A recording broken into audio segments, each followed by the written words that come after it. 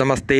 ഇന്നത്തെ വീഡിയോയിലൂടെ നമ്മൾ മനസ്സിലാക്കുന്നത് കർക്കിടകക്കൂറിൽ ഉൾപ്പെട്ടിരിക്കുന്ന പുണർദത്തിൻ്റെ കാലും പൂയം ആയില്യം നക്ഷത്രക്കാരുടെ 2024 മെയ് മാസം 15-ാം തീയതി മുതൽ ജൂൺ 14 വരെയുള്ള ഇടവമാസ ഫലത്തെക്കുറിച്ചാണ് ഈ വീഡിയോയിലൂടെ പറയുന്നത്. പുണർദത്തിൻ്റെ കാല്, പൂയം, ആയില്യം, കർക്കിടകക്കൂറ് ഈ നക്ഷത്രക്കാർക്ക് 2024 ഇടവമാസത്തോടെ പല രീതിയിലുള്ള നേട്ടങ്ങളുണ്ടാകുന്നു. ഇവർക്ക് ഇടവമാസത്തിൽ പൂർണ്ണ ദൈവാധീനവും മുടങ്ങിക്കിടന്ന പല സംരംഭങ്ങളും പുനരാരംഭിക്കുകയും സർക്കാർ കാര്യങ്ങളിൽ വിജയം കൈവരിക്കുകയും സർക്കാർ ആനുകൂല്യങ്ങൾ ലഭിക്കുകയും വലിയ നേട്ടങ്ങൾക്കായി വൻതോതിൽ ചിലവു ചെയ്യുകയും ചെയ്യുന്നു.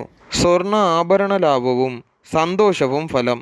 എല്ലാ തൊഴിലിലൂടെയും സാമ്പത്തികം ഉണ്ടാകുകയും ഭാഗ്യം, അഭിവൃദ്ധി എന്നിവയുണ്ടാകുകയും വ്യാപാരികൾക്ക് വ്യാപാരത്തിൽ നേട്ടങ്ങൾ കൊയ്യുവാനും പുതിയ സ്ഥലങ്ങൾ വാങ്ങുവാനുള്ള യോഗവും വസ്തുക്കച്ചവടത്തിൽ നിന്നും വലിയ ധനങ്ങൾ കൊയ്യുവാനും സാധിക്കുന്നു.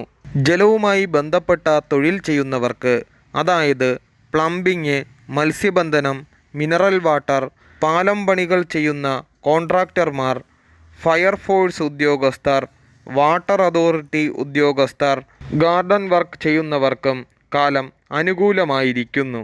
ഒന്നിൽ കൂടുതൽ വീട് വാങ്ങുവാനും ഈ നക്ഷത്രക്കാർക്ക് യോഗം കാണുന്നുണ്ട്. സഹായങ്ങൾ ഉണ്ടാകുമെങ്കിലും വഞ്ചനയ്ക്ക് സാധ്യതയുണ്ട്. സഹായവുമായി എത്തുന്നവരെ പ്രത്യേകം ശ്രദ്ധയോടെ കൈകാര്യം ചെയ്യേണ്ടതാകുന്നു. ഇതുവരെ ഉണ്ടായിരുന്ന ദുഃഖങ്ങൾ മാറുകയും മനസമാധാനം ലഭിക്കുകയും വിവാഹകാര്യങ്ങൾ വളരെ ശ്രദ്ധയോടെ കൈകാര്യം ചെയ്യേണ്ടതാകുന്നു. പുതിയ മേഖലയിൽ നിന്നും ലാഭമുണ്ടാകുകയും ടീച്ചിങ്, ബാങ്കിങ് എന്നീ മേഖലയിൽ പ്രവർത്തിക്കുന്നവർക്ക് സ്ഥാനക്കയറ്റവും അംഗീകാരങ്ങളും ലഭിക്കുന്നു. അതുപോലെ യൂണിഫോം ഇട്ട തൊഴിൽ ചെയ്യുന്നവർക്ക് സ്ഥാനക്കയറ്റവും ശമ്പള വർധനവും ഭാഗ്യ ഐശ്വര്യങ്ങളും ഉണ്ടാകുന്നു. കലാകാരന്മാർക്ക് കലയിൽ പ്രശസ്തിയും എഴുത്തുകാർക്ക് അംഗീകാരങ്ങളും ലഭിക്കുന്നു. ദേഹത്തിന് ഉണ്ടായിരുന്ന രോഗങ്ങൾക്ക് ശമനവും, അതായത് സ്കിന്നുമായി ബന്ധപ്പെട്ട അസുഖങ്ങൾ. കുടുംബവീട് പുതുക്കി പണിയുകയും രാഷ്ട്രീയക്കാർക്ക് വലിയ രീതിയിലുള്ള പദവികളും അംഗീകാരങ്ങളും ലഭിക്കുകയും പുതിയ വീടുകൾക്ക് തുടക്കം കുറിക്കുകയും ചെയ്യും. ഈ കാലഘട്ടത്തിൽ അനുകൂലമായ ഉന്നതിക്ക് വേണ്ടി വിഷ്ണു ക്ഷേത്ര ദർശനവും കൃഷ്ണക്ഷേത്ര ദർശനവും നടത്തുകയും വിഷ്ണുവിന് പാൽപ്പായസവും കൃഷ്ണന് തുളസിഹാരം സമർപ്പിക്കുന്നതും അതുപോലെ തൃക്കൈവണ്ണ കൃഷ്ണക്ഷേത്രത്തിൽ സമർപ്പിക്കുന്നതും ഉത്തമമാകുന്നു. ദേവിക്ക് കുങ്കുമാർച്ചനയും നാരങ്ങ വിളക്ക് കൊളുത്തുന്നതും വളരെ ഉത്തമമാകുന്നു.